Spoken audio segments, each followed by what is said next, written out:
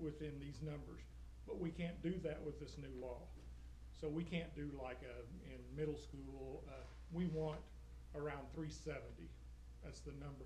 But we can't do an average. And right now, some of our grade levels are really big. So the numbers that we have in there for you guys that you're going to hopefully approve tonight are all over the place. But they're what we have now. What we did is looked at what we actually have in the classroom in 6th grade through 12th grade, and then we subtracted 3 from that. I'll tell you why in just a minute. So when this policy goes in effect when you vote on it, the law goes into effect January 1st. So on January 1st, whatever you guys say that capacity is right now is what we have to fill to if we're not that full. So what we said is we're going to look at the number that we have right now, because we're really heavy right now in all of our elementary, middle, and high school. We've got more than we would have taken if we had the ability to do so.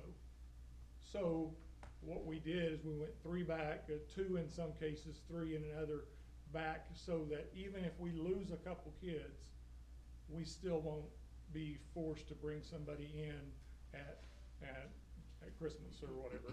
We'd have to lose more than 3. Then we would fill back up to that number.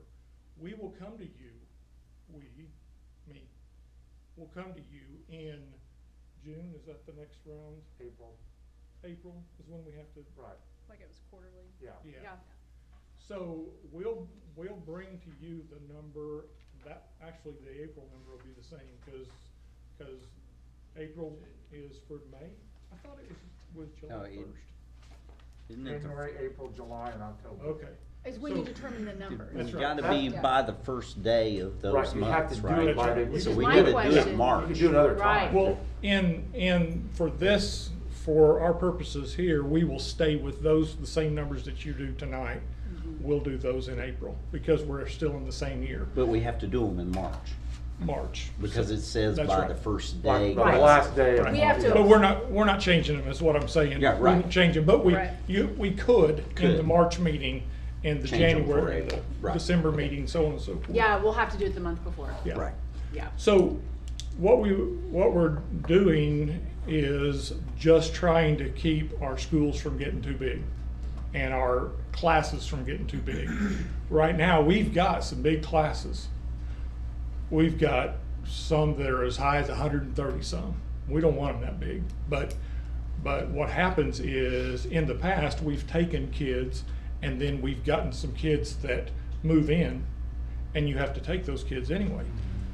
And that'll still happen to us.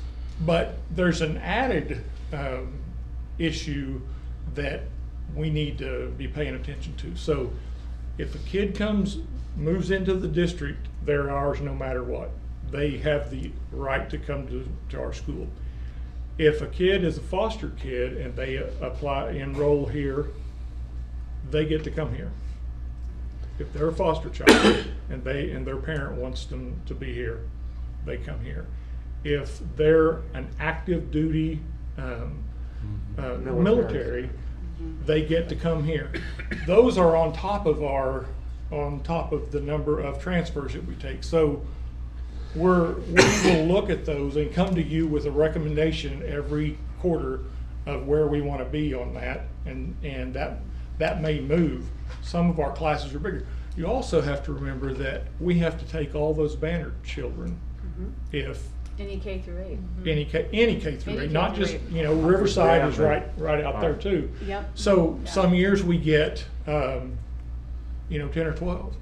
So this year was light on that number. So bottom line is there's a lot of moving parts to this, but we think we've got a pretty good plan to keep us. We want to keep the high school around 360, 370. I mean, that's not right. 530, 540. He's middle school is around 370. Elementary about 750. That puts us right around 1720, which is our number. And And these numbers now reflect what you have exactly in your grades? Well, it reflects what we have in the grade minus Grades 2 or minus. 3. Yeah, that's it, okay. That way, we won't lose a bunch of kids, but we could lose, at Christmas, we could lose a kid or two in a grade. So that sophomore class is big. Oh, yeah. Class is big. Huge The in junior district. class is small. Yes. Yeah, and then And- the senior class is. And just to remind you, Mark has said this a couple times, I think, but we took every junior applicant that applied for a transfer this year and had room for more, and we just didn't have applicants. But when kids get up in their junior and senior year, they tend not to want to go to some other school. So, Freshman, sophomore year, bigger. we got some juniors, we didn't get any seniors. Because athletically, they have to sit out a year. Oh, yeah, That yeah. junior and senior. What questions do you have for Andy or I or the principals or? I know in the past, we have been able to give preference to siblings. And is that something that really good is, question. is there any clarification on that, or it's just a no? Not in the law, I mean, that's gonna take a legislative fix. Hmm. I mean, we've had that, a lot of folks have asked about that, and for whatever reason, they've imposed the capacity restriction on siblings. In other words, instead of, they get to come in regardless of capacity. But no, that's clearly not allowed for in the law. Teacher children are, it looks like. Yes. still. Children still Yes. can. But not just siblings, unfortunately. But are siblings in the line or at the first of the line, but depend on capacity? The siblings have the same place in the standing. line as everybody Anybody else. else. So if they fall in 10, they're 10. Okay, that's, Um, they don't get a preference. in They line. don't. Right. They No. do. They did up till now. Now. Right. Here's the thing. The legislators that wrote this believe that they can. They I don't know if they thought of it or they didn't think of it, but now interpret their law as they can. But the lawyers, the people who actually interpret the law, have said both at OSSBA and Andy and his team that we can't do that, and that if we do that and somebody sues us, we will lose. There's no doubt. So we don't want to spend the money on something we already know that we're going to lose. So we're going to.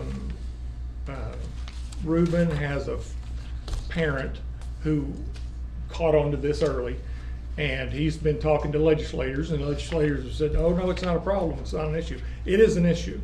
So we're going to bring in Tammy West and Maryland. Start.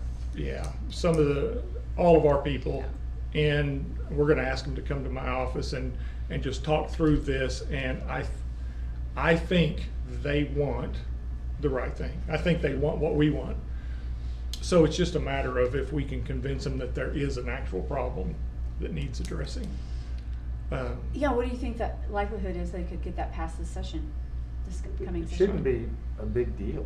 Yeah, It I shouldn't don't be think so. controversial. Yeah, Yeah. as long as they just get started Yeah. in January. That's right. Is there a particular form that everyone has to fill out for the transfer, or are we still using our same form? There is a form, it comes from the State Department. They haven't given it to us yet, but that is the form that everybody in the state will use. Okay. And we will get that out to people so they know what they're doing. What we will do is something similar to what we've done in the past. On January, like at midnight, January 1st, we'll have them just fill out the basics. There were 3 or 4, I don't know, Adam, where are you? There were just a few lines of information. Then they'll fill out the long thing, but that gets them in line. Because it's not fair, for somebody that if you've got a long document and you fill that out, then it becomes how good a typer you are and how much of that's going to be right or wrong. So we just it's basically you get your name and information, you get in line, then you can come back in the next day or whenever, fill that out. So that's what we'll do. And that's worked for us well in the past, and we've got good documentation when, we don't ever show people our spreadsheet, but I would show it to you. I have showed it to you guys. I sent it to you to show you that we get people in order, and that's what we say we're gonna do that, and we will do that every time. We've done it I believe Dr. Schellenberger did it before me. I could, without fail, we've done it every single time the last 5 years. We've gone right off that list to find the people. Now, if you don't make the cut because you've got discipline or attendance issues, then you get passed, you know. Same thing now. So once, and I think we've discussed this, if we offer a spot to someone and they turn it down for some reason, they are off the list and everybody else moves up. Is that? Well, yeah, but what we as we talked through this today, what we realized is that the list, we're gonna have a new list every quarter. So, It's not perpetual like that we thought before. No. Right. and that's good because we really need to clean that list. Because people will, there's no doubt, people will go to multiple schools. And when they get in at school A or C or whatever, they're not gonna come back to A and B and say, take us off the list. Yeah. So it's good that Andy said we can just wipe that clean. And so, and we'll send out notification to everybody that we can, and we'll try to get it in the paper that that's what we're doing. And he wrote it for the 10 days prior to that date. So it's 10 days to April, so it'll be in last 10 days of March, and so on and so forth. And we'll get that information out to our people and have it on the website. So the students, we reassess 4 times a year, but students can only move twice a year. Right? That's, the law gives them the ability to move twice a year, which is too many. That's a lot. Kids, that's mobility, and when kids are mobile and go to multiple schools, bad things happen. Schools aren't at the same place in where they're teaching their curriculum. It's just not good. It happens all the time in low-income schools, and so I hope that parents won't do that to their kids, because that's bad practice. We're not gonna, once we get all this in place, we're not gonna have a lot of movement. Trey's probably not gonna take another transfer ever. I mean, he's gonna get, you know, once our kids get here, they stay here unless they move out of district. It's rare. So, you know, if Ruben gives him 125, he's gonna take 125. When we get those moved through the middle school, then Mark takes, and the kids that are from Foster, from military, from whatever else I said. Then we get the kids from the K-8 schools and the high school, and so that's where we end up giving 130 diplomas out. Drew, can you clarify the foster piece? So is it fall under the same guys as the military? I mean, it could be a foster anywhere in the metro or anywhere, and they could. That's Oh, right. I didn't realize that. Well, it looks like we have it written that they have to be In district. coming along with a student who is already. It said in district in this. It says it, let's see. For the foster. Any child living in the home of a student who transfers to the district may attend the district. It's So, on, It's not just any foster. It's on page Yeah. 7. Right, that's or correct. page 6 That's of what I that, thought so- I read. Whatever he wrote is correct. Yeah, okay. That's correct. So So my foster understanding within, was- so it's within district. So, yeah, it's just Okay. like a kid being Right, lives in in district. Yeah. Which Right. makes total sense. You would That's right. expect But, yeah. that. So Sure. that's not a bad thing. That's Yeah. just fine. No, but it's not the same thing as taking every foster student that wishes to be a Bethany Public. That's correct. Yeah. And that, Yeah. It is actually, that's what I different thought it from the was, so. No, I cannot That imagine. helps a little That's, bit. Yeah. I'm Yeah. really glad we clarified that. Yeah. Yeah. Mr. Eichenberg, to clarify too, so once you're, and maybe this is already clear, but once you're at that capacity, we don't even have the luxury of being able to bring another person. So let's say the first person on that list is someone that, you know, would want to come here, we want them to come here. If we're at that number capacity, my understanding, we don't have the luxury to say, oh, okay, we'll bring one more, we'll go to 101. If we're at 100, there's not a single person coming in, and we don't have any Leeway. to change that or to do For that. transfers. That for transfers, yes. If they move in, we don't That's have, right, we have that's to. right. Right. Except military and those Well, things, we the- can one the on one exceptions. anyway, but if it's just Yeah. another transfer, we can't say, oh, we want them to come, so we're gonna bring them.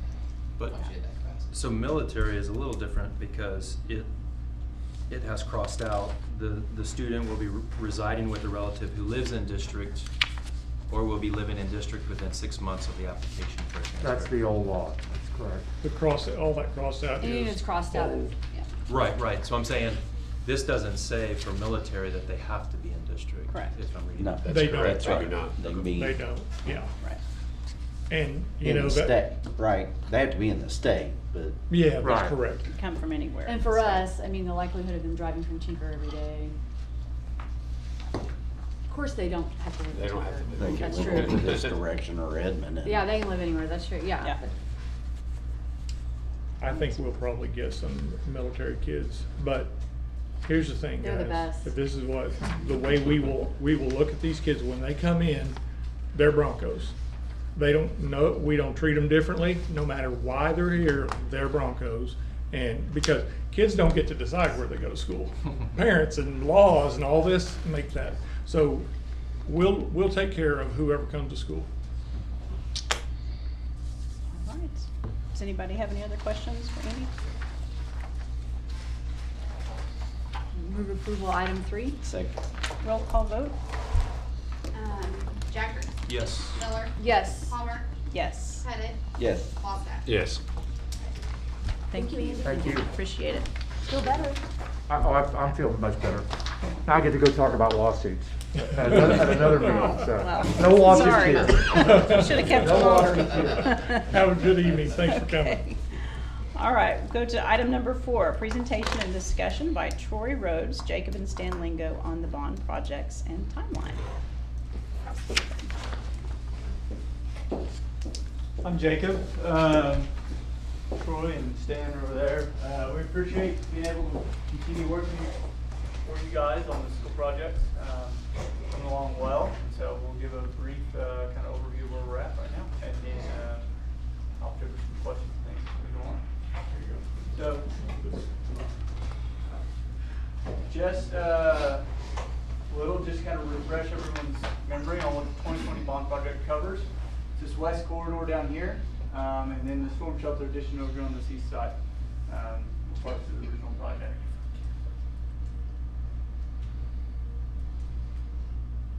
Hey.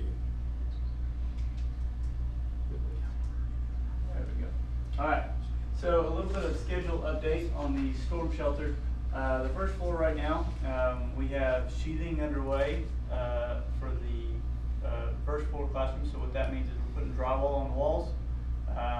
We have got past our first in-wall inspection, so we're about halfway through on the sheathing of it. Now, as you'll see when we take our tour, the classrooms are all laid out. You'll see the shape of the classrooms. You'll be able to look in the walls, see the electrical, the plumbing, things like that still from one side. We have about 4 days left of sheathing, and then we will be ready once we get some heat in there to start our tape bed training. So that's going to give you an idea of where we're at on the first floor. Second floor is about 2 weeks behind, roughly, on our time scales, where we expect to be, or not where we expect to be, but where the first floor is. And so on the second floor, the walls are all laid out. They're starting on the in-wall electrical, in-wall plumbing, things like that. And then in about 2 weeks, we'll start the sheathing and the paint following that. So it kind of gives you an idea. It's kind of an outlook of where we're going to be. Mid-December for the millwork on the first floor, we'll be getting that in. And then by the end of December, we would have all the paint, ceiling, lighting, all that, and flooring. And so that's where we're expecting the first floor to be at the end of December. Second floor, like I said, is lagging about 2 weeks behind on that. So about the middle of January, they'll be at that same stage. As far as the exterior improvements, those will be mainly happening in January. That'll be our grading, sidewalks. There's a canopy that connects the west connector and the storm shelter. Repair and resurfacing of the futsal court, the new fencing and everything going in. So that kind of gives you an idea on where that is. Any questions on the schedule with those items? It's December of 21, correct? Under exterior improvement. Probably will type. Yes, sorry, December of 2021. And so from an exterior standpoint and just general building, tentatively substantial completion is February 2022. think we're in the second week of February right now on our schedule where we expect to be. At that point, then that would allow, the building wouldn't be ready for students at that point. It would be ready for Adam and his team to do any IT work, AV work that they need to do, hanging, TVs, things like that, that are more the owner provided items, and so, furniture, things like that. Other questions on the schedule for the shelter? Okay. So to kind of give you a visual of where we are, this is where we were 6/30 of 2021, last time I presented. And this is where we are today on the inside. So we've gotten quite a ways. You'll see there just all the door frames and everything are set in place. Your HVAC and electrical is all ran overhead. We're working through that. This was again 6/30 of 2021 to today. So exterior masonry complete. Your direct applied finish on the upper portion of the shelter is complete. Roofing is in place. They're still working on some trim out on the outside of it. So you'll see some purple parapet caps and things start coming in play around the side, around outside the building as well. Some recent progress, just kind of showing some of the cool stages of construction that we had. For the west connector, we are substantially complete on that. We did our punch list last week with Troy and Drew, and we're working through some of those items. We do have some back-ordered items that are still not here that will be coming in over the next few weeks. And so those are again, just some other items that we'll be continuing to work on. But we have substantially completed that. As a kind of a reminder, we did have a few other items that we did throughout the school. So the first is the locker replacement. Those are going to be exchanged over Christmas break in the middle school. And so over Christmas, the students empty their lockers. When they come back, they should all be complete. We did a roof replacement on the middle school. The roofing itself is in place. They're still working on some of the trim out around the outside, trying to integrate the old system back kind of adjacent to the old system and the new system together. So they're still working through a few of those details. And then we did get the high school and middle school fire suppression complete. So this room, for example, got all the ceilings opened up, new fire suppression heads. So the entire high school is now, I believe the entire high school is fully fire suppressed. The middle school, everything except for the cafeteria is under fire suppression now. So. From the west connector, again, that was the last time we presented to today. And so, project really came together well. Appreciate Troy and his team to really put together a really fun design to build. I think really helps fill out the space. That's the end of the presentation update for those items. So Any other he, questions? yeah, do you guys have questions for them? That's great. Very good. So before we go on the tour, there's a change order and I want, yeah, go ahead. So I want Jacob to talk about it a little bit. And I'm gonna tell you on the front end of this that we're gonna recommend the more expensive fix to this, but he's gonna explain the two fixes and why the 25,000 instead of 15 is better, so. Alright, and so, the first one, I don't know if you guys have already seen this, change order 2 that we had. This was the sidewalk replacement. So, on the east side of the school, along that street, the west side of the road has a sidewalk that's been in place for a number of years. Has a little bit of a differential between the sidewalk, the curb steps down, and then the street. And, Yes. Welcome to That's Bethany. understood. That's a nice way to say it. Through, Sidewalk. yeah, so through construction, we were gonna replace a small portion of that. We were, in order to not have to replace the whole thing, we were working in the street. That was an inconvenience for the school, and we understood that, and Drew and his team kind of voiced some concerns, so we got back out of the street. As a part of that, we were gonna need to replace a little bit more sidewalk. Instead of just replacing a little bit more, we put together this proposal to essentially replace all the section that's out of date there. So to make it a better system in general from the high school all the way down to the elementary. And so what that entails is about 270 feet of sidewalk replacement, not only sidewalk, but also the curb that's on the side of the street. And so it goes from down here, which is right off of your elementary elementary crosswalk over to the DCS. It goes from there all the way up to the high school southeast entrance there as it comes out. And so it'll be replacement of all that section. It also includes a crosswalk across the street as it comes out of that east high school entrance. There wasn't one currently there, and so we put that with a ramp on the east side of the street to get back onto the DCS parking lot sidewalk area. So that is the first change order 2. You can see kind of some breakdown of the pricing. The total cost there was $23,987.33. So that was the first proposal we had. Yeah, you've already voted on that one. Yeah. That's just a reminder. It's gonna be nice. The change order, the new one, so 3A and 3B, the existing roof, to give you a little update. This portion here is what we did with the original middle school replacement. This area shown in green. This area shown in blue was done with the 2-story addition when they built that, so we did not consider it. It's a separate roof area. In construction, we have found that it's actually leaking currently, and so talking with a few teachers, they said, you know, heavy rain, we might get some leaks, things like that. We had a roofer look at it, and there's 2 possible options that we can do to repair that roof. One is to do an overlay, and so that is option 3B. We're essentially just going to put a membrane over the top of the existing system that's there. Use that to waterproof the roof. We'd re-trim out the parapet, things like that. But it's not a roof replacement by all means. There is some issues with that roof where it ponds, and that's what we believe has over time caused the leak to occur. That would not address that issue because we'd be essentially overlaying the existing profile of the roof. Option 3A is a complete roof replacement. It includes taking all the way down the deck, putting insulation, building the whole thing back up. It's the same. This system is what we did on the other roof. So that would make all of this green portion and this blue portion essentially the same roof system. And so those are the 2 options that we've presented. What's the size of that? This one here. Space we're looking at, yeah.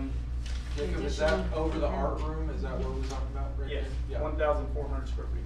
So Okay. where the sports closet is, some of you have been in middle school, that it typically, if it rains enough, it will run down the wall, the back of that wall and down the door frame.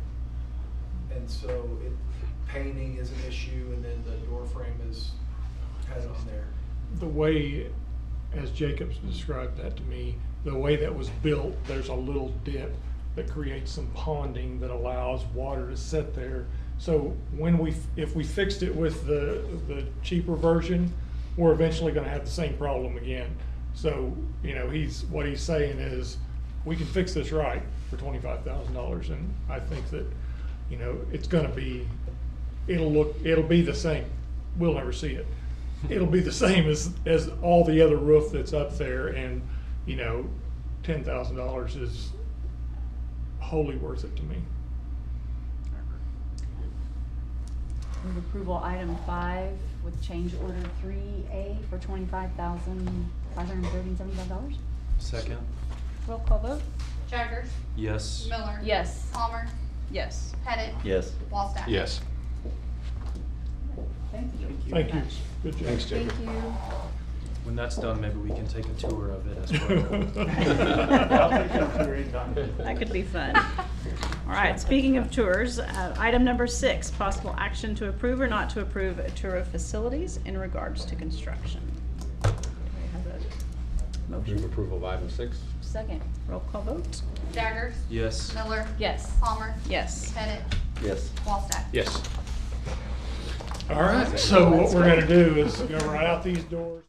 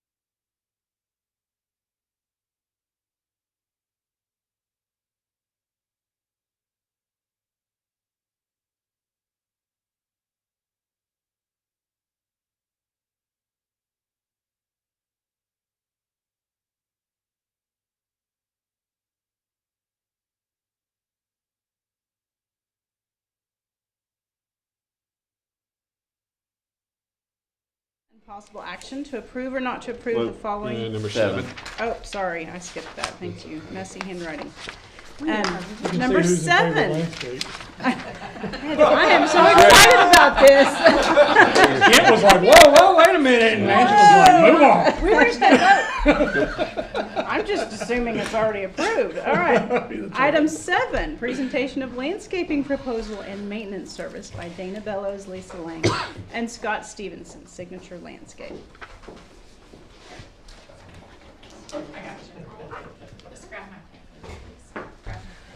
They come with props. I like it. Oh, I like the visuals.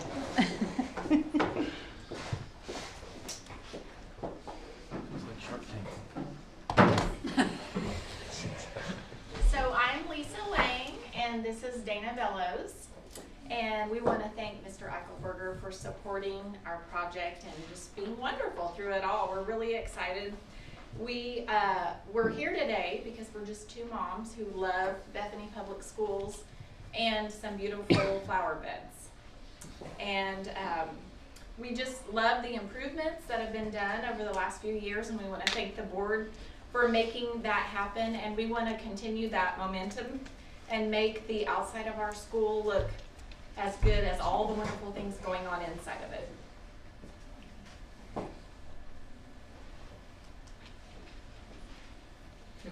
I've lost my power. Okay.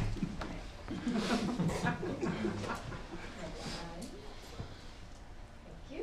You may be wondering, why is landscaping even important? Here's what we think. School pride, first impressions, and a professional image.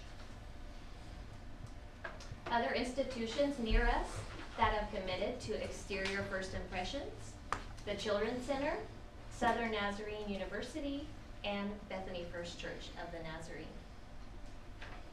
Have you ever purchased something at a local nursery store, brought it home, did exactly what it said on the instructions, and it still died? Thank you, I feel so much better. It's true, we can all relate to this experience. And this is why, on a project of this size, it's so important to have a landscape professional. Next slide. All of you recognize the face of our campus. This is the Flag Plaza. Parents who park across 42nd Street see this over 300 times a year, not including after school and evening events. With a professional's guidance and maintenance, this is what it could look like.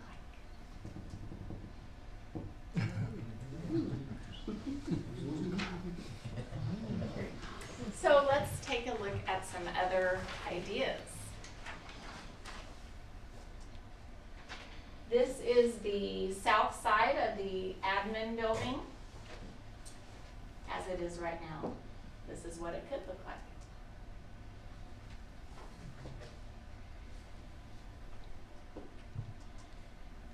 This is the 42nd Street marquee at the west corner.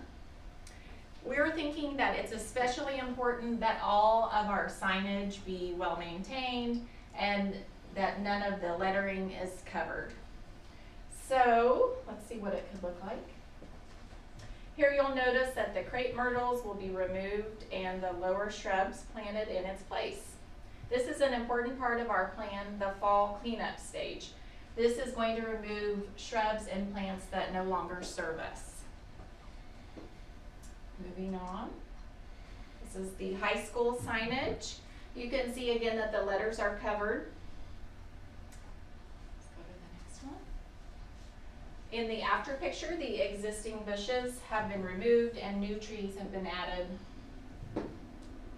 And all of these plants are perennial, so they'll come back year after year.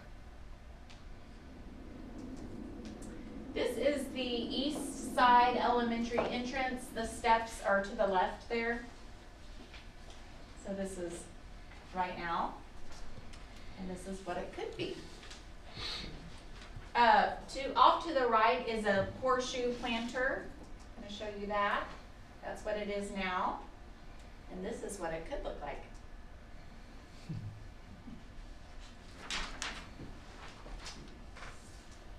And this is the East Elementary parking lot. This area has been completely transformed by removing the overgrown holly bushes. I want to speak to this area. It's so narrow on this sidewalk that most people just walk single file. And my daughter continually loses hair bows in these bushes. And so she walks past it and it literally rips it out of her hair. So I would like to strongly suggest that we remove the holly bushes. I kind of think that's why we're doing all this. That's right. It is. You may be finding some hair bows. Gotta take care of our boat. I'm tired of buying hair bows. It's really not Right, today. there's a Thank you. cost. And another really important area that has been overlooked is the car line on the east side of the elementary. Anytime parents are sitting there waiting to pick up their kids, they're looking at that, and we feel like that's a missed opportunity to shine. This is the elementary car line closest to the storm shelter. The lettering's there, the signage, and we want to make that shine as well. Finally, this is the west side memorial area in front of the high school.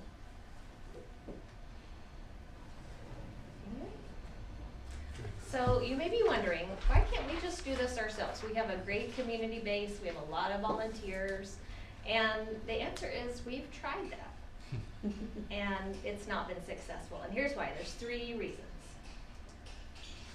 It's really hard to know what plants are the right plants. A professional will warranty their plants for up to 1 year. A professional will know what to plant and where, and how to maintain it. So there's lots of ways you could go wrong. I personally have purchased things that looked great in the store, and then they just don't work at home. So we don't want to spend money in a way that's not going to be effective. So we need a professional's guidance. The second reason is maintenance. Even the right plants have to be pruned, weeded, and have the right soil to grow.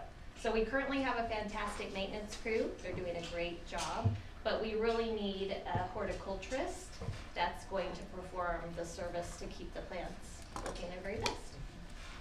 And lastly, a sprinkler system. If you'll see here our prop. Here's our current sprinkler system. It's done by the 2 of us. Now, we do have a sprinkler system. It's not functioning right now. Several of the zones don't work at all or have a broken line. So we just need to upgrade what we have and make sure that it's fully functioning. And I do have an actual photo of Lisa slaughtering some of the plants. Maybe she'd appreciate I it. actually saw her out there doing it. That's true. It's Oh, true. Eric. What was that? So we'd like to introduce you to our landscape professional, Scott Stevenson from Signature Landscaping. Here he is. And if you're wondering what projects that he currently works on, I listed a couple for you here. University of Central Oklahoma, Bethany First Church of the Nazarene right across the street, Oklahoma Blood Institute, I'm probably saying that wrong, Montalano Event Center, and Oakdale Valley HOA. There was a lot more, and if you want to see those, you can just go to their website, signatureok.com, and it's under portfolio, so if you want to see what they can do. Slide. So here's what we propose. A 4-part plan. We need to start with a fall cleanup, and that includes tree trimming, reshaping the existing shrubs, and removing all of the weeds. And that includes from sidewalks, parking lots, and the weed beds. Phase 2, sprinkler upgrade and repair. And then phase 3, new planting or landscape renovation. And the drawings that we showed you showcase our campus at its very best. So this also includes the soil prep and mulch, because that's a really important part before we get all these plants inside. And then phase 4 is maintenance. So we want to protect our investment by taking care of it by people that know how to do that. And here is the cost. It's approximately $66,500, and those are the one-time costs. In black, you'll see phase 4 is a maintenance, and that would be reoccurring. So that, I'm gonna have Scott speak to all the things that we get for 66.5. What we have is a lot of deferred maintenance. And then, we have put in bushes, we don't cut them. And we put in flowers, sometimes they grow and don't. What I learned from Scott is that even though we may have the right soil in the area, we may not have the right soil to grow the things that we're putting in that soil. And one of the things that he's gonna do, he was very good about trying to, well, we might be able to use this and match us, let's just get rid of it all. So he's gonna take it all out, and then you're gonna dig down and take some of the actual dirt out and put in better soil. True? That's correct. We'll take out about 6 inches of topsoil out of these beds. We will put back in a mixture of, I'm going to call it topsoil. It's basically, it will be a sandy loam with some soil amendments. We use a product called Back to Nature, which is basically decomposed cotton hulls. It's just, it helps with the porosity of the soil. It holds nutrients well. So we'll basically go in and rework the beds.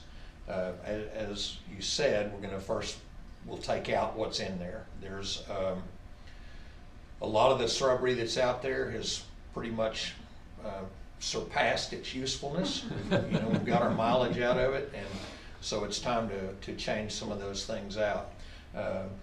Scott, Sure, I want you to tell them what you told me today. So this is just the difference between having maintenance people, great people, but not trained horticulturists.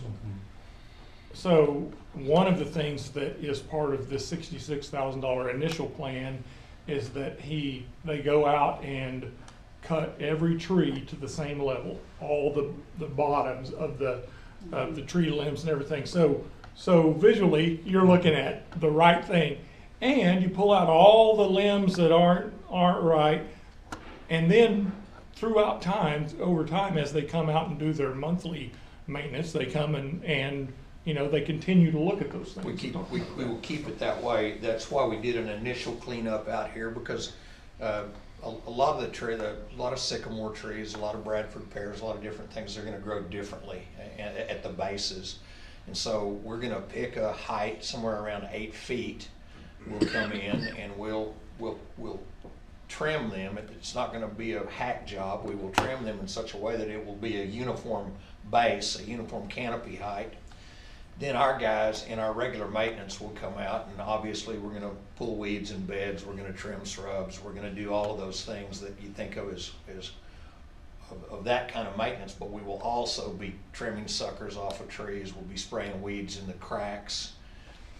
We'll be spraying weeds in like in the gravel areas where the buses park and that sort of stuff, just to make it easier for the maintenance guys, for y'all's mowing team here, to keep it mowed and keep it taken care of that way.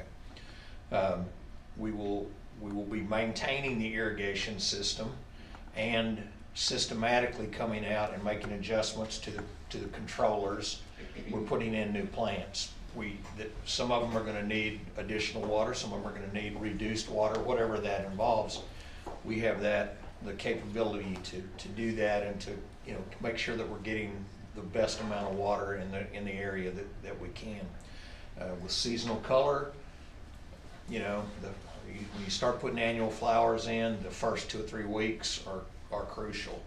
And so it's not a set it and forget it kind of a thing necessarily. It's going to depend entirely on what the weather's doing at that particular moment when they go in. It's going to determine if we're getting rain or wind or whatever, and so we'll make those kind of adjustments. Really the first thing that we talked about was coming out and just what can we do to change the look on things, and we take care of a lot of properties. They mentioned some. I don't know, we probably take care of over 250 commercial properties around Oklahoma City, so there's a lot of places that you can go see if you need. But where I'm going with that is one of the first things that we do is try to get start trying to build uniformity. And before we've done anything, people will come and go, man, the place looks fantastic. It's that first thing, going out and getting those trees kind of shaped up and just decluttering, and you don't even notice them. They've been growing. You don't even notice that they are how they are. But when you come in and prune them and shape them up, it totally changes the way that it will look. I did try to work our proposal and our install plans on it. Well, that plant's pretty healthy. It's kind of doing okay in an effort to save money where we could, but that's kind of like, I want to keep this wall and I want to remodel everything around it so that it matches this wall, and that's kind of defeats the whole purpose of that. So we said, let's do a blank slate. Let's take everything out. Let's put everything back in. We have irrigation system that it has some breaks. It has some problems. They always will. We've analyzed the system. We've looked at what we have to work with. We know that we're going to have to make some more modifications and add some zones or tie onto some zones or do some things like that so that we've got irrigation. I mean, I could get you a bigger milk jug if you need it. Could we carry it? Yeah, they're in lies the first one. Right, a bigger water. Water is something that we really take for granted, and it's not going to get any cheaper, and it's not going to get any more available. And so it's one of those things that trying to put something together that will get the most out of your irrigation dollars. And if you're spending money to put in flowers or landscaping or to do whatever, it's kind of essential. And people will always say, everyone says the same thing, I want low maintenance and nothing that takes very little water. Excuse me.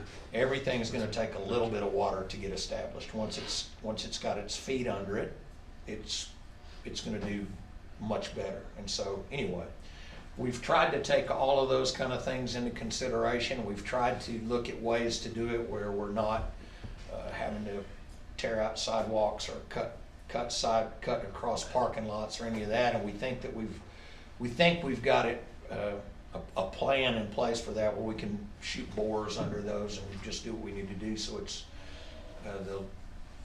the least amount of disruption. So I'm just a guy. I'm a landscape guy. I went to school at Texas A&M. I went through their turf grass program a couple of 100 years ago. I've done this pretty much my entire life. I owned a company for about 25 years here in Oklahoma City, and I've been with Signage for almost 6 years now. Signage is about a 7-year-old corporation here in Oklahoma, and we're very impressed with the team that we're getting to talk to and getting to work with out here, because it's sort of unusual to have people that it's not just a job. It's not just a thing that's got to be fixed. You guys care about what you're doing here at the school. It was fun for me to get to go take a tour with you and watch everybody get excited about seeing the new stuff that y'all have been waiting on, and that's kind of unusual. I mean, we talked about that just a second. It's kind of unusual. There's schools and there's places that have put in gigantic projects, and then they just kind of it's not that they don't care, but they don't act like they care what's going on with it after the fact. So I appreciate it. I appreciate the fact that you guys are interested in what goes on in the long-term version of this, and I think that working with Signage or somebody like us is a great way to go. It's never cheap, but it's in the long run, I think the efficiency and the overall value is there. So anyway, Thank you, Scott. no problem.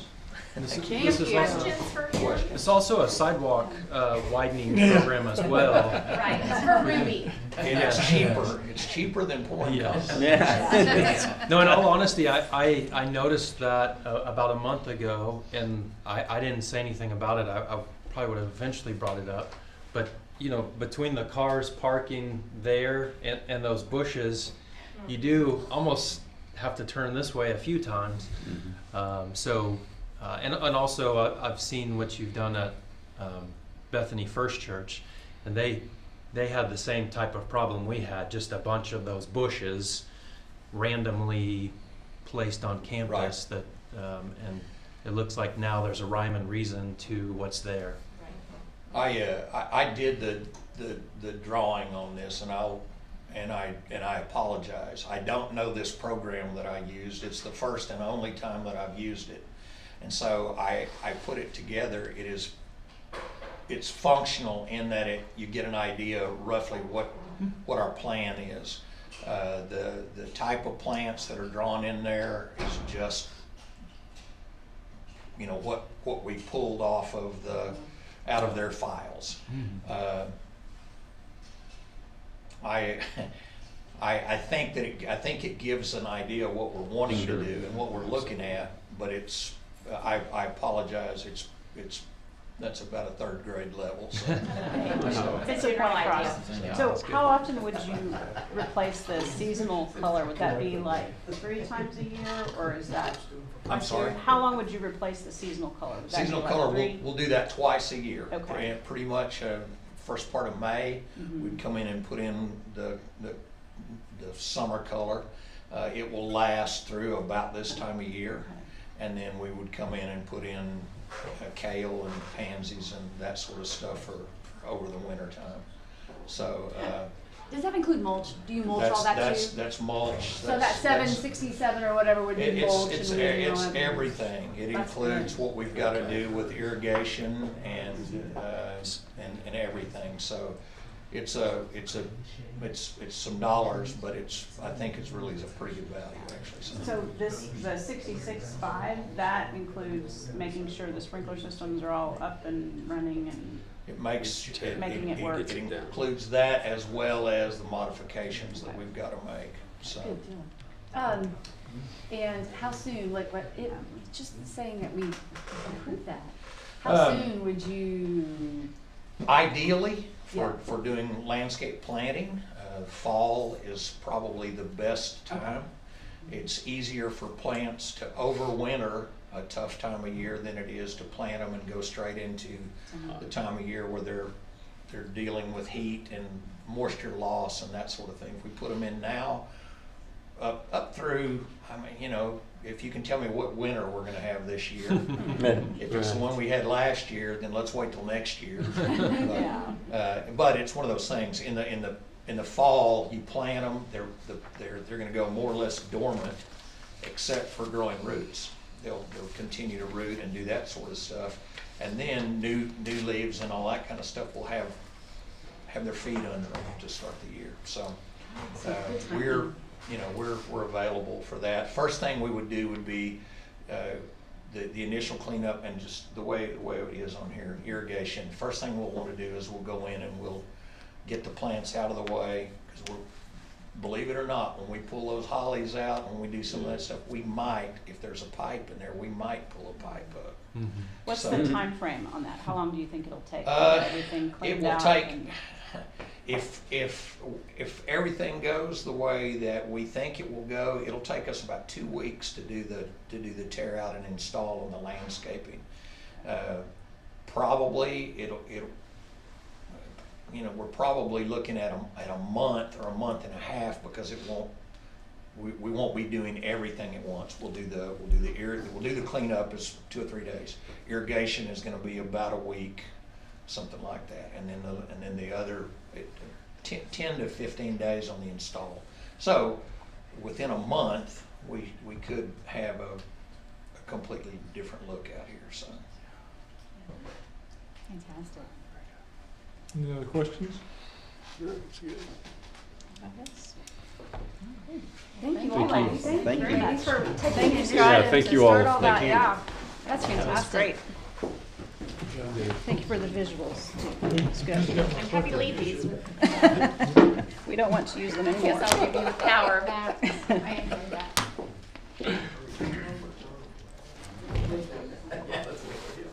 Okay, we will move then to item number 8, discussion and possible action to approve or not to approve the following agreements with Signature Landscape, initial site cleanup and landscape maintenance. Move approval item 8. Second. Roll call vote. Jagger. Yes. Miller. Yes. Palmer. Yes. Pettit. Yes. Wallstad. Yes. Right, thank you. Item number 9, discussion and possible action to approve or not to approve the proposal for needlepoint bipolar air ionization from Viratech in the amount of $63,000. So you remember, this is the company that the guy talked to you on Zoom. He was in Florida, but it's an Oklahoma City rep. He was also on Zoom, but they are considerably cheaper than the company that came and talked to you before, about a month before that. And the difference is they think that they can put in smaller units that will be just as effective. And so they promise that we'll get the same amount of ionization out of it. It'll just be, they're just using a different system is the difference. And they've done Choctaw, they've done Shawnee, they've done others that I can't remember. Those are the 2 big ones. And I talked to both the superintendents and they're happy. And the other ones didn't have any options for the stadium? Is that the gym? Is that what that stadium means? I They think did not the They state- had not quoted it, right? They Yeah. didn't break it out. Yeah. Oh, With the okay. 2 options, they just did one sum for both sides.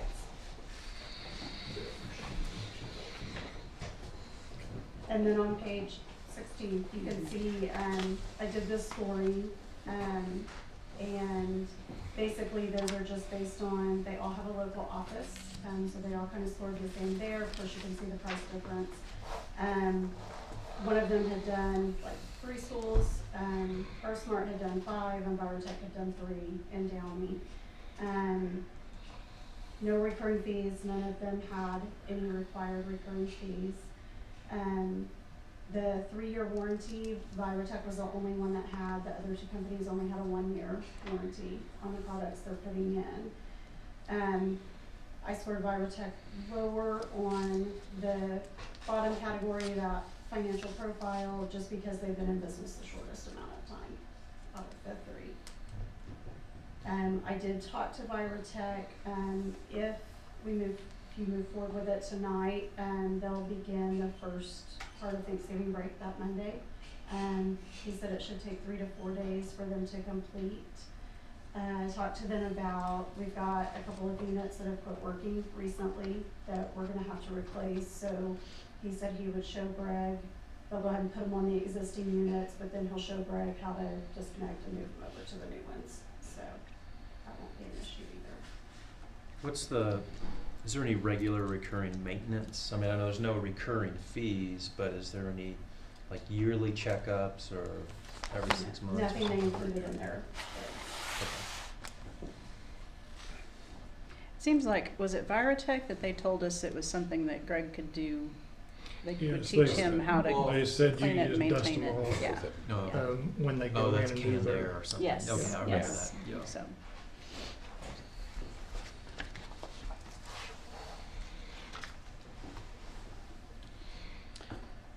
Move approval item 9. Second. roll call vote.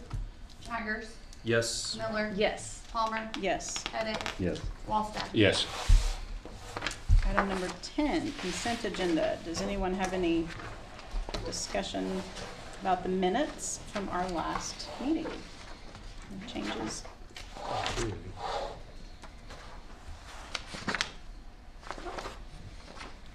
right, Jennifer? Okay, first up is the budget. You've got a copy in your packet that is exactly the same as last month. It just doesn't have the draft watermark on it. I spoke with Charlotte Swindle at the county this morning, and she was able to tell me that our estimate of these was approved by the excise board. We just haven't received our copy back yet. So that part is done. So we are now here to approve the budget for this fiscal year. Motion to approve? No. We do that Let's as do part it. of the Oh, consent sorry. agenda. Okay, let's go on to the Good. financial fund reports then. Does anybody have questions on the budget? before we I'm move so on? excited about doing that. Check likes that. Okay. They're excited about the numbers. Okay, page 28 is the activity fund kind of snapshot. So you read in your email, having some issues with the reporting. For some reason, they threw us a curveball and added voids in, which is typically not part of this report. And then it also wasn't calculating with the voids correctly, like their calculation on the report at the end doesn't total. So we did our normal numbers on the snapshot that we do every month. I had Cassie break down so that you could see where those numbers come from off of that ending on page 34, kind of the summary of the totals. And so basically, if you use all the numbers there, you get our ending balance, but you have to take the voids out to get their ending balance. If that makes any sense. So they have corrected the problem. It's fixed today, but today we couldn't recreate the same report we did last Thursday and sent you. So the report will look different next month because those voids won't be there. They're kind of, they left them, but they're at the top and they don't calculate in. So we'll be back to normal next month. Questions about any of that? And that's a software issue with this new program that we have. Yes, they have had some turnover lately, and so I think the new programmers are kind of trying to figure out some of the things the old programmers did and why, and so in the process we're getting surprises at random times. It happens. Yes. Okay, moving on to page 35, the general fund. And so I'll just run through these. Quickly, the district taxes are up $362. Interest is down $2,764. The reimbursement of the local and general fund refund together collectively are down $2,133.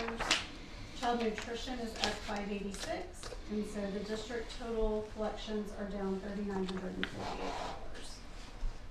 Intermediate, the county formula is down $2,358. Mortgage tax is up $5,125, so our total is up $2,767. For state, gross production is up $5,570 from last year at this time. You'll also notice that we already met our appropriated amount for that. Last year we were down a lot, and so we just didn't know what to expect this year, so we projected based off that, and so that looks nice, but we already have a zero in that balance. Motor vehicle is at $58,130. School land is down $14,284. Foundation and incentive is at $69,948. FBA is down $8,922. Textbooks and family consumer sciences are the same as they have been, so total for state revenue, we are up $181,251. On page 36, that top number for the federal has not changed. That's our collections from last year. And MeChip is up $4,287. That's basically 1 month of claim that came in. And child nutrition is down $103,862 from where we were last year. They changed how we're doing our claims this year, and so our filing of August was later than last year, so right now we're currently waiting on August and September, so that's why that number is down. Total federal collections are at $53,012 from last year, and the grand total revenue is at $233,000 from last year. Questions on any of that? Okay, on page 37 starts the list of encumbrances for approval from the general fund. I'll hit a couple and then see if you have questions about anything. PO 428, those are desktop computers for administrative staff, so it includes the principals and some of the staff in admin that just have older desktops that are getting outdated. PO 436 is a new reading program subscription for the middle school. And that includes professional development for the teachers for this first year. 452 is ELL iPads, and then 453 is more technology for the Children's Center teachers that are housed in admin. And then the last page, 467, is a mower for the athletic facilities, $14,400. 468 is Aerohype licenses to get our elementary back up where they need to be with all the devices they've got going right now. And 469 is for new countertops for the high school gym concession stand. Questions about any other?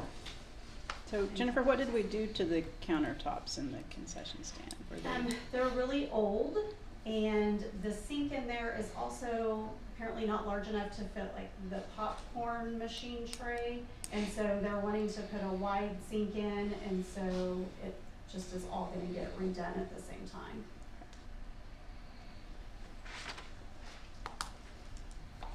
On 427, the lock and key, is that like a master keys or something? So that's a blanket PO. You guys approved one at the beginning of the year. We've had a couple of incidents this year of keys getting stolen or lost out in the public, and so we've had higher costs for changing locks and additional keys, and yeah, so this is just we just need some more money out there on a PO. When will our new lock system be installed? When is that? That is a great question. They're working on that. I look at her, she looks at him. We've asked that question a lot of times, we don't get a clear answer. They're currently, they've been out all last week, they'll be out all this week and all next week, wiring everything. But I was told by Jared at United Systems today that some of the hardware placement, just because they're retrofitting some old, door jams and things like that, that's gonna take a little bit of time, but Okay. he said he was hopeful to be done in 3 weeks or so to a month. So I think there's just some things in there they don't know about with some of the wiring and some of the older doors to get those up and running. So when we get that done, that solves the problem that we're having right now, where we've had 2 sets of keys stolen this year. And so we had to change, the first time we had to change just about, every exterior door lock, we had to change that. This time we only had to change 3, but still, that's changing the locks. That's having them rekeyed and then having a key made for every person that needs one of those keys. When this from now on, whenever this happens, we'll just turn off that key fob or that card. Mm-hmm. Just turn it off. Yep. Done. Great. Issue a new dollar. Yeah. Okay. And then one other question, 459 PC, the Chromebook repair parts, are those just general parts? I will let Adam answer that. Yeah, so just generals, we had some Chromebooks that were damaged from last year that we never had got around to fixing, and we just, I think that'll put about 40 or 50 Chromebooks back on, back up and running, so, yeah, just little things like that, so. Yeah.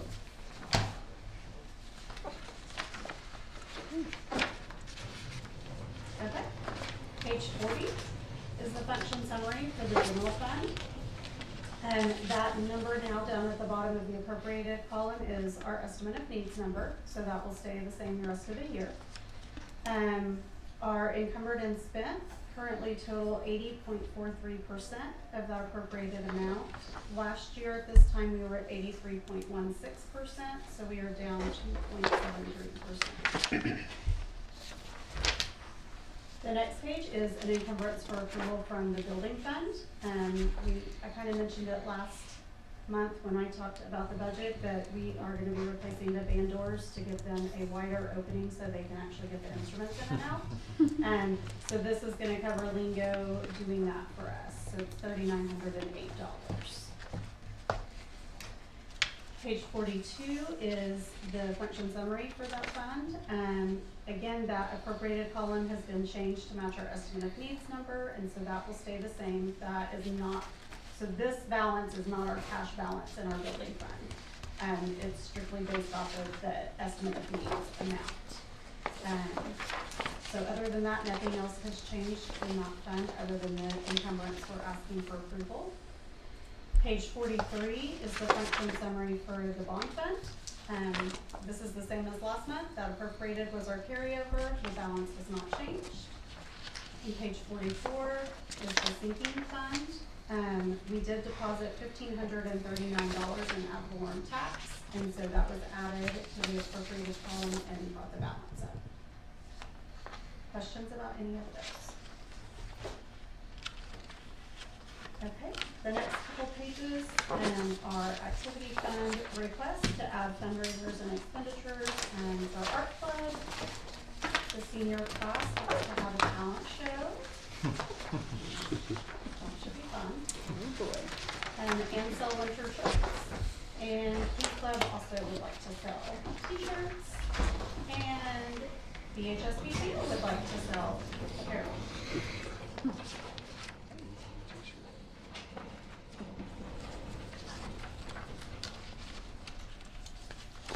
Do you have any other questions?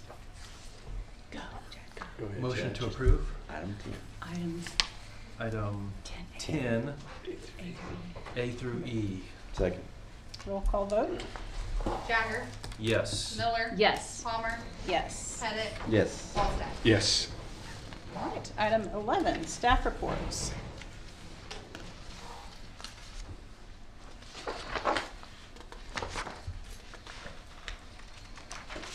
Over $50,000, Reuben, right? Yes. That's awesome.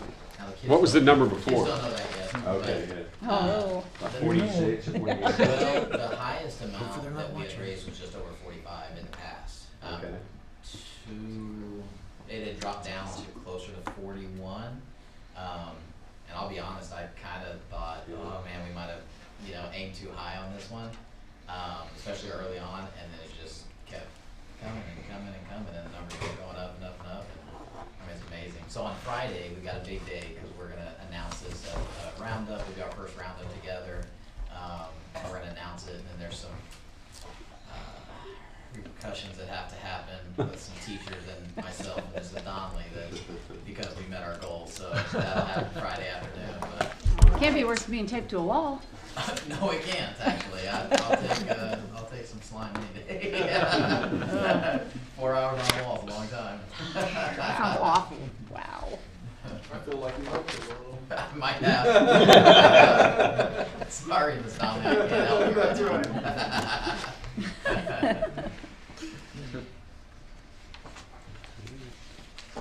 Good stuff. That's great. Thank you all for your work. Lots of good things going on. Very much so. All right. Move on to item number 12. Board to consider and take action on a resolution determining the maturities of and setting a date, time, and place for the sale of the $850,000 general obligation combined purpose bonds of the school district. So this is just something we do every year with our bonds by law. And so the date and time that Ron would like to do is January 7th, which is a Friday, at noon in my office. It'll take 5 or 10 minutes. Just need a quorum. So we can, does anybody have major issue with that? If not, that's what we'll set. She has to write it down. That's a Friday. That's Friday.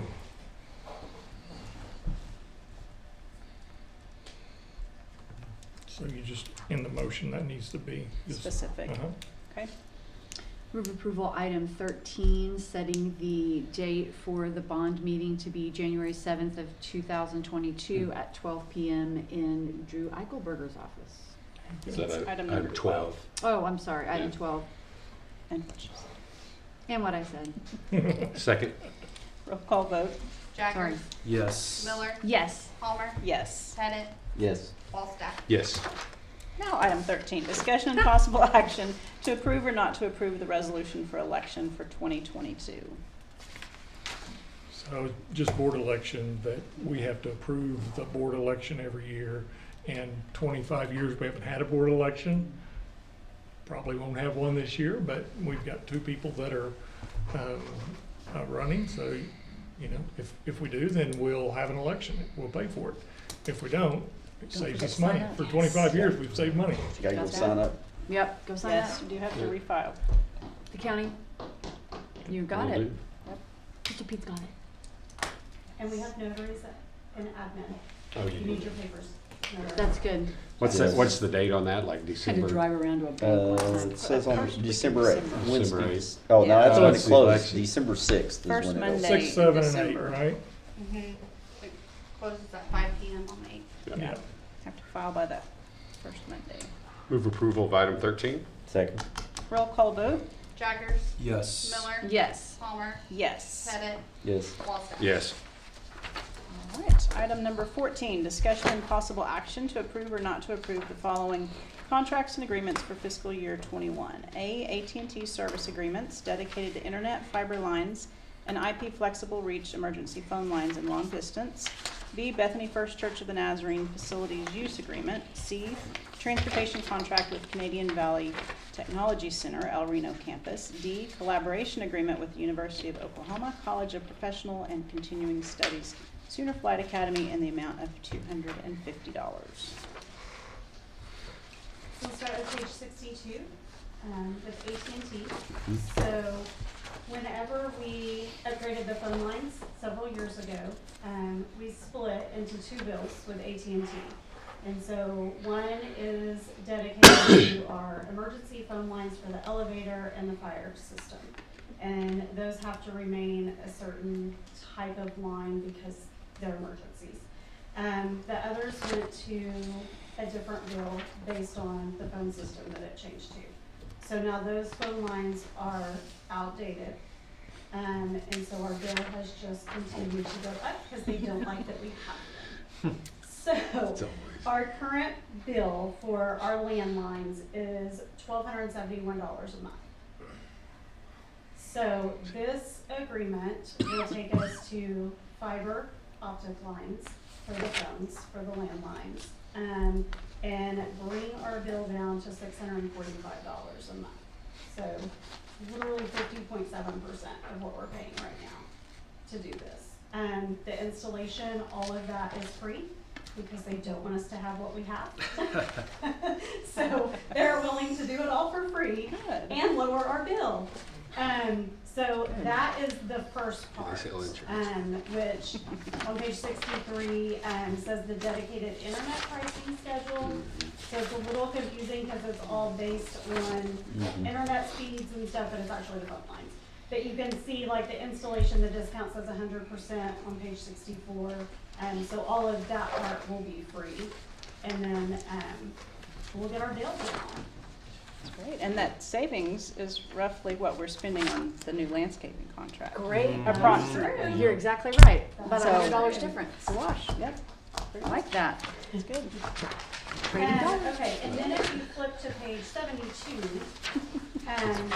this agreement is for those dedicated emergency lines that have to stay what they are. They can't be internet-based because if you have a power outage, you can't not have those phone lines working. So that bill will stay what it is right now, which is about $600. It's about half of what we're paying for the others because we just don't have that many of those lines. It also gets our long distance back down. So our contract expired in May for our long distance. So we were averaging about $25 a month last fiscal year. Our October bill was $173 for long distance, just because the rate goes up when your contract for long. expires. It's like MCI calling cards in Yeah, it those is. days. Yes. Will we still have that, those charges, the long distance charges? We will, they'll just go way down. Okay. They'll go down significantly, yeah, back to like the $25 a month. So there's a lot of parents that, because now you can keep your cell phone number no matter where you are. We have a lot of long distance calls that are just to parents, even students using the phone to call parents. Oh, So surprisingly, we do a lot of long distance. I didn't realize that. You know, I didn't even think of that. Yeah, you don't think about that. Okay, question? The University of Oklahoma, what is that one? That's one you've had, right? Yeah, that's where the STEM Steam, Steam night, I think. Steam night, okay, yeah, that's right. Jennifer, what's the contract for BFC for the 26th of October? So that obviously is already passed. Yeah. So they had some problems with scheduling over there. I think they were taking the PSAT, I believe is what was being done over there. But the church couldn't find a spot for them to use, and so she ended up sending this like a week before the event was happening. And so I just said, we have to take it to our board and we can't do that until the 1st. So she said that was fine. Okay. I didn't realize that I forgot that we used those facilities for testing. Yes, and they started, I guess this is probably the 3rd year that they make us do those contracts every time we rent a room versus, you know. Yeah. A blanket one? Yeah. Yeah, okay. So, and then the Canadian Valley did not change, it's the same as last year. Transportation.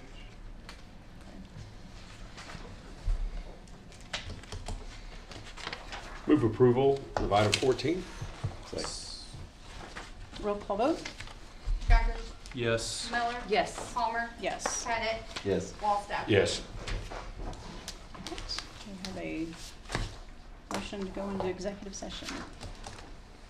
Do we need that? I think. Do we? Yes. Yeah, it shouldn't take us long, but we need to talk over one little thing. Okay. Adam, is that door open? Motion for executive session. Second. Roll Wait, call vote? who motioned? Oh, I'm sorry. Les, Les, and Kent second. Thank you. Jaggers, Yes. Miller, Yes. Palmer, Yes. Pettit, Yes. Wallstep. Yes. We'll be right back.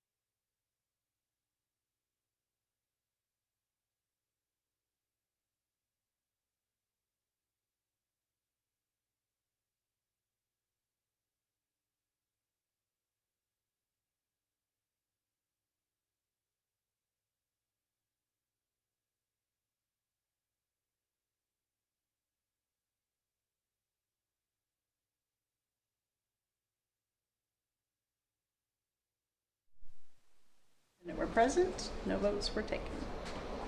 So, we'll move on Move to to. approval item 15A through E. Second. Thank you, Les. Roll call vote, please.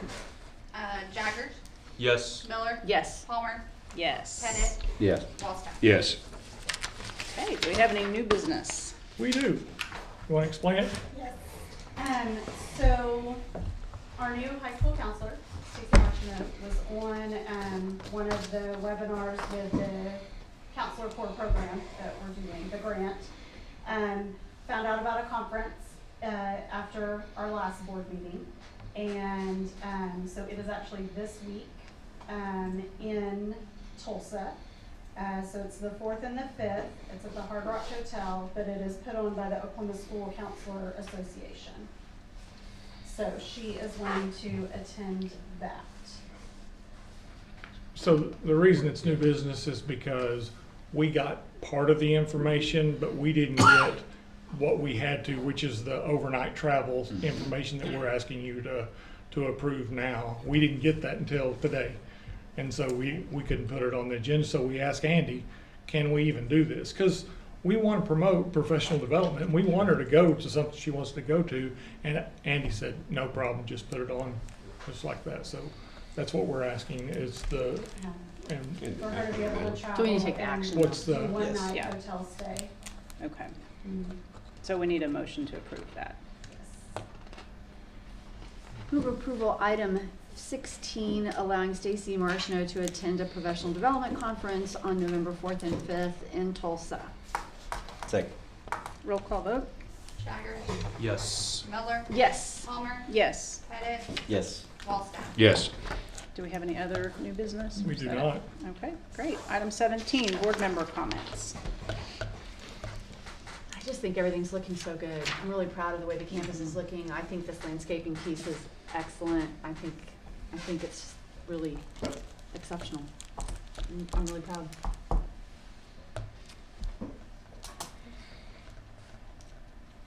Love that artwork. Yes. Elementary kids and I think it's high school. Kids, it's pretty cool. Happy to hear the elementary will be back together for Roundup. That's fantastic. Yeah. I know that we had a homecoming assembly last week as well, right? So we're getting all these kids back together and being high school kids. I love it. Or just kids in general. All right. Superintendent's report. I will keep it brief. I want to thank Dana Bellows and Lisa Lang for a fantastic presentation and all their hard work. Love it when parents come to me with a well thought out plan and great reasons for why the plan would be good for the district. This plan meets that criteria. I look forward to working with Scott Stevenson, Dan, Lisa, and Dana as we take the next step in the evolution of our physical campus. I think, we've done a lot of work around here and it looks good, but this is the next thing, and I'm just telling you, I really believe it's gonna make this place shine when people come around for basketball and football and all the different things. I wanted to give you just one other quick update. I'm working with Brooke Keppel from the church she's also married to one of these guys, I don't remember which one, on an after-school care grant. So it's really not going to, it's just going to help them pay for what they do for our kids, which is good. So the grant is either going to be $150,000 or $300,000 over 3 years, and I think we can go for the $300,000. They need a public school to be a partner, so we'll be the partner. It'll come before you. What happens is basically they get some money, so they'll get the money to pay for this. They may do some extended things. They will do some summer stuff. We'll benefit from that.